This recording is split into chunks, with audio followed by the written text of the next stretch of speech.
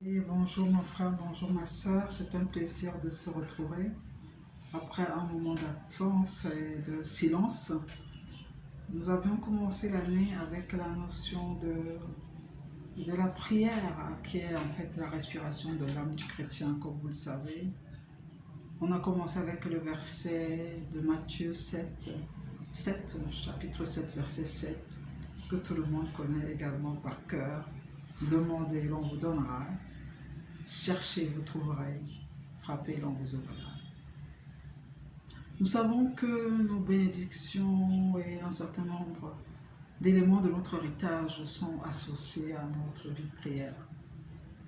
Parce que c'est ainsi que l'Éternel a établi les choses et s'attend à ce que ses enfants amoureux de lui dépendent de lui. Comme vous savez, si donc méchant que vous êtes, vous savez donner de bonnes choses à vos enfants, combien plus forte raison votre Père donnera-t-il de bonnes choses à ceux qui les lui demandent.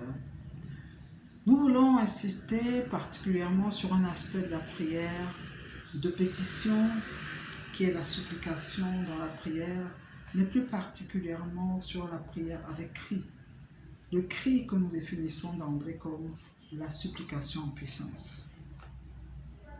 Bien-aimé, si je demande à quelqu'un, donne-moi du pain, il peut me le donner, il peut ne pas me donner.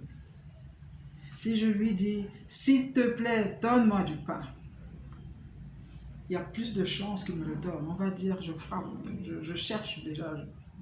S'il te plaît, donne-moi du pain. Mais si je dis, oh là là, mon frère, je n'ai pas mangé depuis des jours, oh, donne-moi du pain, donne-moi du pain. Nous sommes d'accord. Il y a une puissance dans le cri, je crie, je veux du pain. La supplication, dans la puissance, va se manifester par le cri.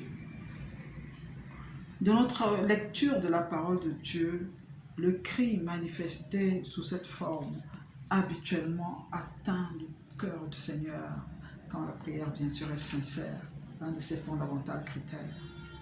Examinons, si vous le voulez bien, un premier passage, le psaume 107, que vous connaissez certainement, et qui, à plusieurs reprises, rappelle un verset qui revient en fond presque comme un refrain dans leur détresse. Ils crièrent à l'Éternel et il les délivra de leurs angoisses. Premier élément, la prière de supplication parle de quelqu'un qui est en détresse. Mon frère, ma soeur, si tu n'es pas en détresse, la suite de mon propos pourrait ne pas te concerner. Il faut être en détresse.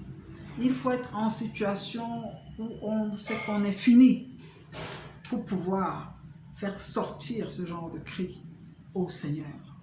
Dans leur détresse, ils crièrent à l'Éternel et il les délivra de leurs angoisses. Mon frère, ma soeur, si dans la situation que tu traverses, tu as encore un plan B ou un plan C, tu n'es pas encore qualifié pour la prière de supplication. La prière de supplication parle de ceux qui n'ont pas de plan B. Ils n'ont pas de plan C. Ils savent que si l'Éternel ne fait rien, ils sont finis. C'est pourquoi ils peuvent crier à l'Éternel.